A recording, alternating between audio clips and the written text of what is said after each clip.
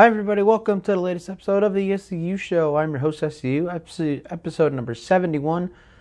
Well, I'm in a different location this week. Yes, we are in Manchester, New Hampshire. Last night I was at a Slipknot concert. They absolutely killed it. I survived the pit. It was great stuff all around. Great concert by Slipknot. Thank you for coming out. So there you go. That's it. We're going to have a short show this week. Not much to talk about, but we will of course start, like we always do, with the USFL. We'll start with Week 6, and we'll start with the Stars defeating the Bandits. I would consider this an upset because Tampa's defense, this is one of the best defenses, top 3 defenses in the USFL. Up there with the Breakers and the Maulers, as well as also Breakers. I said Breakers. All right, so pretty much it's them, it's Tampa, it's New Orleans, and you got Pittsburgh in there. It's one of the top 3 defenses in the USFL. And then here come the Stars, and they come out with the victory here against Tampa. So I got to call this one upset. Although Tampa has struggled this year, I'm not expecting Philadelphia to go in and win this game over Tampa. And that really just says something about Philadelphia, which we will get to a little later. So kudos to the Stars getting a big win here over the Bandits. Huge win for Philadelphia. The Stallions, are we surprised at this point? They defeated the Panthers. They destroyed the Panthers. 33-17 was the final score. I do have the final score for that one in my head, not on my paper. That's no surprise. The Birmingham's now 6-0, and the Panthers are one of the worst teams in the league. We already knew this. Todd Mintz is going to watch this, possibly. Todd, you were right, buddy. Jeff Fisher is a horrible coach. I don't know what I saw before the season. I don't know. I don't know. The jury's out. I don't know what I saw before the season, because obviously This has to be a Jeff Fisher issue at this point. It just has to be. I keep blaming the quarterbacks, but the quarterbacks are not as bad as the coach in this scenario. So at this point, it's got to be a Jeff Fisher problem. And I would agree with Todd. I don't think Jeff Fisher gets another starting job in the USFL next year when they go back to Michigan. I don't know if he'll be the starting quarterback. I don't think so. Maulers, we have to talk about it. Of course they lost to the Breakers. Why wouldn't they lose to the Breakers? They're the Maulers. The Maulers are the second worst team in the league at this point. If the Gamblers had not lost that game to the Maulers would still be the worst team in the league. That's still the worst offense in the league, that's for sure. No question about that. That is the worst offense in the league. Breakers arguably had the best defense in the league. And as I put on my Twitter, RankFanatic2, the highlight of that 90-something yard pick 6 by New Orleans, that's the story of the matchup right there. Is that horrible Pittsburgh offense going against that stellar New Orleans defense? And you saw it right there. That was it right there. You saw it. That was the story of the game. And that went up. It was a 10-point game at the end. It was like 35-25 around there. But the score report does not show what the matchup was for this game against the Breakers and the Maulers. This just does not show it. Gamblers. Wow, this was a little surprising. A little bit, not too much. The Generals only beat the Gamblers by 1. They beat them by 1 point, 26-25. What was that? What's going on, New Jersey? Of course, you guys have won 5 in a row. It's cool. It's great. Awesome. You're not playing your best football. We already knew that, though. So we talk about it every week. You talk about it. Week 1. You dominated statistically against Birmingham, but you lost the game. Here, you probably did. I didn't watch the game. I just know the final score at this point. But I know that New Jersey, you expect a better game out of them, a better score out of them over a team, the Gamblers, who are now the worst team in the USFL at this point. So, I don't know what that was. Kudos to Jersey for getting their 5th consecutive victory. And no kudos for Houston losing their 5th straight game. But Jersey will be by 1? What? What happened? What's going on? Come on. Get your what together. You want to be a better team moving forward. You better get your what together. Alright, so before I move on, I got a couple stories here about this concert I went to last night. By the recording this video, this is a Monday recording this video. In Manchester, New Hampshire, SCU show number 71. I'm your host, SCU. I wanted to go out on the patio on the first floor because there is a baseball field right outside the patio. I could have done the show from the patio, But last night we had severe thunderstorms during the concert. It was raining after the concert. And all the seats are now wet. Not to mention, at the recording of this video, it is about 59 degrees and I have no sweater. Therefore, I decided, just can't do it. Just could not do it. As much as I wanted to make the most out of the situation, I just could not do it. I'm sorry. It's okay though. SCU Show 75 coming soon. I'm planning on something huge for that show. Huge. Be somewhere very special. Somewhere on location, like I was supposed to be for episode 50. If you remember that, I went to a park. I didn't get to do anything special, but I'm hoping to do something special for SCU Show number 75. So anyway, at this concert, two things happened. I just want to ramble on about. I almost lost this phone. The guy was crowd surfing. I was recording a video, and a guy was crowd surfing over us. And as he's crowd surfing, the phone is going away.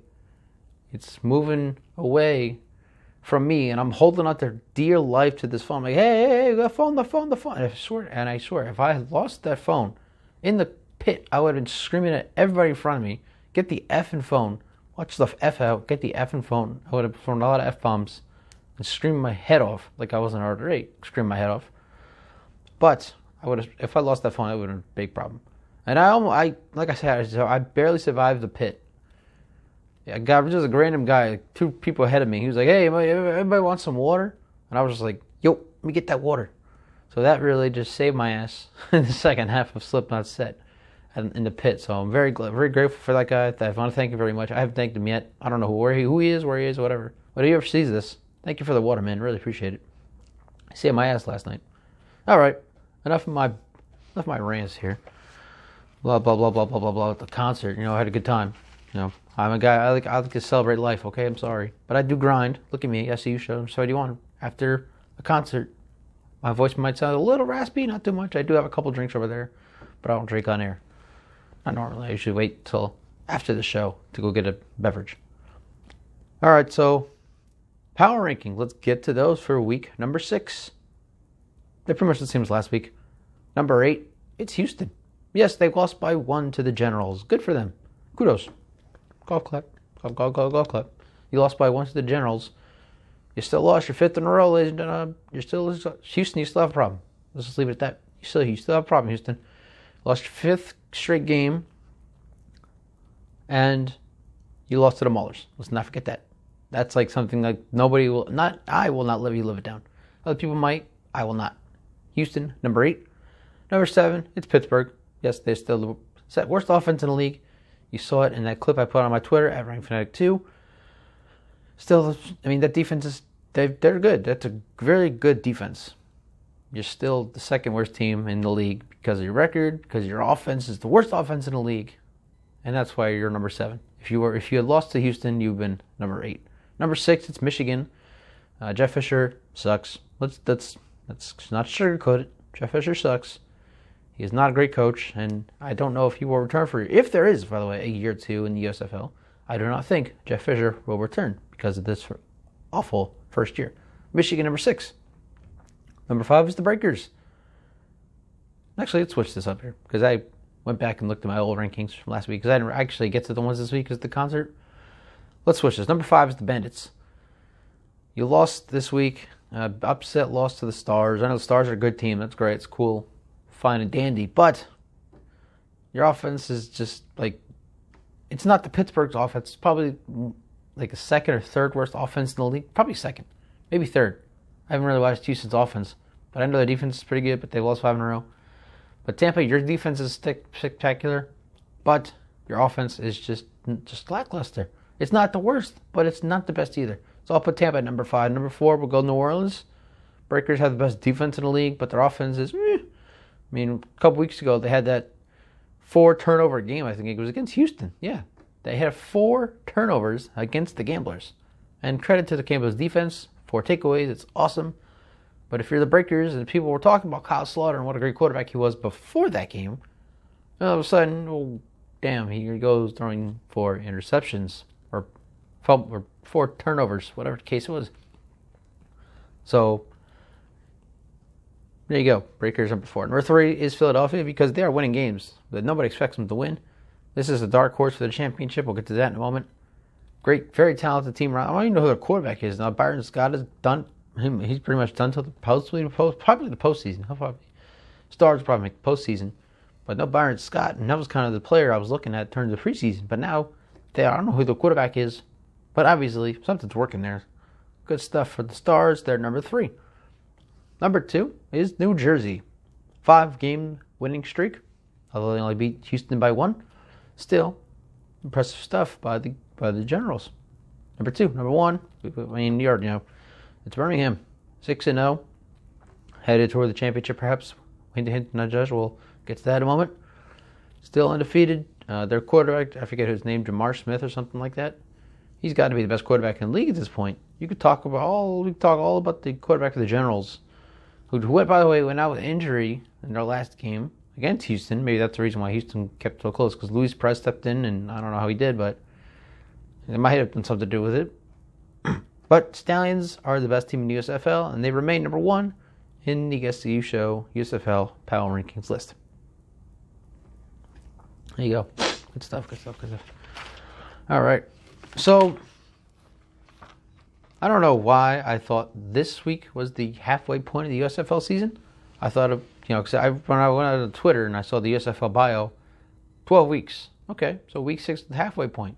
No, apparently it's only 10 weeks in the regular season. I did not know that. Wish I had. But anyway, nonetheless, it is my turn to give the halfway playoff, the way I see the playoffs looking, to my halfway point of the season. So in one side, we're going to have the Generals and the Stars. Pretty sure that's the Southern Division. I could be wrong. No, it's the Northern. Would be the Northern. Yes. General Stars in the Northern Division Championship. And you're not going to believe it, folks. I'm taking the Stars. Upset win again. They just pulled off an upset win over Tampa, who I thought was going to win the championship game at this point. I don't know if they'll make the postseason at this point because their offense is so lackluster. I would have them going in the conference championship, semifinal, whatever you want to call it, against New Jersey. And I would not be surprised to see the Stars pull off the upset over New Jersey. I like that. I mean, that win against Tampa really speaks to me for the Stars. They can do this without Byron Scott, who I thought was going to lead them somewhere, because he had led the Spring League Generals, I believe he was with the Generals in the Spring League at that time, to a championship, and he was also Spring League MVP. So whatever they're doing is working. Spectacular work for the Stars, and I think they could beat the Generals and advance to the USFL Championship. On the other side of the spectrum, we got the Stallions and we got the Breakers. There's no really surprise. That division is garbage, and those are the 2 best teams. And of course, I got to go with Birmingham. Birmingham is the best team in the league. I think they have the highest powered offense in the league. Breakers defense, they're going to give them a scare probably in the semifinal. But when it comes to offense wins games. So I would take Birmingham over New Orleans in the semifinal. And then you have your USFL Championship game, ladies and gentlemen. The Stallions and the Stars. Well, I think you know where we're going with this. Birmingham Stallions win the USFL Championship in Ohio. I almost said in Birmingham, but it's not in Birmingham. Yeah, I think the Stallions win the championship at this point. Nobody's stopped them yet. 6-0. They're resilient. We can talk about it every time. Week 1 against the Generals. Dominated statistically. Came out with the victory. And now all they do is win no matter what. So, going with the Stallions at this point, in my halfway point of the season, to win the USFL Championship. There you go. And that'll do it for our USFL coverage for this week. Again, SCU show number 71. We are in Manchester, New Hampshire. My host, SCU, was supposed to do a show from the patio. Have a baseball field right behind me. Would have been a great look. But too wet, too cold. Unfortunate, but it is what it is. We will have shows on location for episode number 75 coming soon. All right, let's get to the NBA. Let's start with the Eastern Conference Finals. Let's start with the Eastern Conference Finals. Celtics dominated Game 2. The Heat won game 1. The Celtics won game 2 by 30 points. Oh, probably maybe more. I thought it was over. I thought at that point it was over. I thought the Celtics would go home to Boston, win games 3 and 4, go back to Miami. Miami wins game 5. Back to Boston. Celtics win in 6. Well, as of recording this video, we've only played 3 games, but the Heat were up as many as 24 or 26 points, one of those two, in Boston in game 3, and they came away with the victory. Now, this series, this is literally anybody's series at this point. I don't know who's going to win. I know at this point it's going to be a 7-game series, I think. Both teams are stacked. Obviously, they're probably the second and third best teams left in the league. Golden State would be number 1. We'll get to that in a moment because I have a rant on that. But this is going to be a 7-game series. Now, ladies and gentlemen, I thought it was over after Boston dominated game 2 in Miami. I thought they would win games 3 and 4 in Boston, head to Miami, lose that game, and then win in 6 again in Boston, head to the NBA Finals. But that's not going to happen. This series is going to go 7, and I don't know who's going to win. But the Heat, I think the Heat might be on, though. I really do think the Heat could win the series and head to the NBA Finals for the second time in 3 years. My Boston bias will tell me I want the Celtics to win, and that's not why I said that I thought they would win games 3 and 4. I just thought they would win games 3 and 4. So they go up 3-1. Of course, game 3, the Heat dominated up by 24. Boston did come back, but Heat ultimately got the victory. So at this point, we're just to wait and see if with this series could go 6, could possibly even go 7. It's going to be a very interesting series moving forward. Oh boy. Okay. Well, here we go, ladies and gentlemen. Here we go. All I ever hear. Oh my God, Luka Doncic is the best player in the NBA right now. He is the best. He's just the best. Nobody compares to him. Oh, what? Why? Where is this coming from? Since when was Luka Doncic the best player in the NBA? When did this happen? Where is this coming from? This is absolute crap. No offense, nothing against Luka Doncic. He's one of the best players in the NBA. He is by far not the best player in the NBA. Are you kidding me right now? Seriously? No way he is the best player in the NBA right now. There's no way. First of all, as of recording this video, the Golden State Warriors are up 3-0 on the Dallas Mavericks in the Western Conference Finals. If Luka was the best player in the NBA, they wouldn't be down 3-0 against Golden State. Oh, combined 0 for 15 is 2 of his players in game 3. Don't give a rip. Giannis, no Chris Middleton for most of the Bulls series. They won in 5. No Chris Middleton at all for the Celtics series. They took it 7. Who did that? That was Giannis. Why is that? Giannis is a better player. We could argue Giannis is the best player in the NBA, despite not being in the playoffs anymore. He carried him, Joel Embiid. No James Harden. James Harden had one good game, we know. Joel Embiid carried that team. Carried the Sixers to 6 against the number 1 seeded Heat. Carried them to 6. Carried them back from 2-0 against Miami to tie the series at 2. Carried. And a number of people think I'm ridiculous. My friends, we talked about this last night in our group chat. They think I'm ridiculous for saying this. I would argue Joel Embiid is a better player at this point than Luka Doncic. Whatever you say, how you say his name. I would make the argument, Joel Embiid is a better player right now than Luka. Joel Embiid was up for MVP. Joel Embiid he won the scoring title. Luka, nothing. Luka got nothing on that.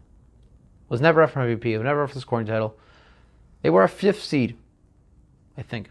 Pretty sure the Mavs were a 5th. No, Mavs were a 7th seed, if I'm not mistaken. Between the 5th and 7th. Anyway, the point being, let's cut the crap. Luka Doncic is not, by far not, the best player in the NBA right now. They're down 3-0 in the Western Conference Finals. If Luka was the best player, they would not be down 3-0. This would be at least a 2-1 series. They would have won Game 3 in Dallas. They should have won Game 3 in Dallas. So that's absolute nonsense, and I am not here for it. Luka Doncic is not the best player in the NBA. There are at least, I could count 5 players better than him. Steph, Clay, Draymond, Joel Embiid, Giannis, not in that order, are better than Luka Doncic. Unbelievable. Crazy. It's absolutely crazy. He'll give me, Luka's the best player in the NBA. Can we make that argument? No, you can't make that argument. Get the fuck out of here with that. Ridiculous, let me tell you. Sheesh. I mean, nothing. I like Luka. I do. Luka's a very talented player. And you could argue the argument he's carrying his team. But if you're down 3-0. If you're down 2-1, I could say that he's carrying this team as best as he can. But at the recording of this video, they have a chance to be swept. Not the best player in the NBA. No way, Jose. All right, done. I'm not sure if I'm going to do a show next week because it is Memorial Day weekend. I'm trying to find plans. We'll see what the topics bring. If there are any topics for next week's show, we will bring you a show next week.